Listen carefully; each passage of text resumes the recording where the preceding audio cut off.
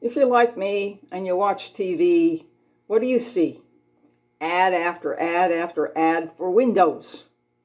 Bay windows, bow windows, architectural windows, vinyl windows, wooden windows. All we see is ads for windows. So windows are a very popular item for sale these days. What's a window? A window is a place of transparency in an otherwise opaque space. And with the window, we can see out and we can let light in. And there's a story of a man and his wife. The wife was always complaining about the neighbor, how dirty her laundry was.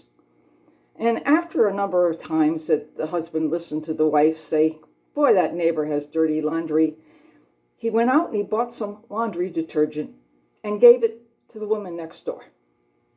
And the next time the woman hung out her wash, his wife said to him, "Look, her clothes are clean." And the husband says to the wife, "No, I just washed your dirty windows." It's a funny story, but it has a lot to tell us. It's easy for us to judge someone else looking at through our window instead of seeing what the real problem was. It's not the woman next door. Her clothes were clean. It was their windows were dirty. And you know, our windows are the windows of life. And we have to look out of our windows to the world around us. And then we can see what's out there. But if our windows are distorted or cracked or shattered or just plain filthy, we're going to have a distorted image of what's out there.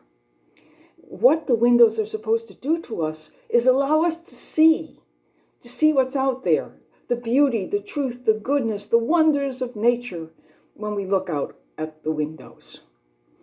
And the question is, whether you have bows or bays, or whether you have architectural windows or just a plain old window, the condition of the window is up to you.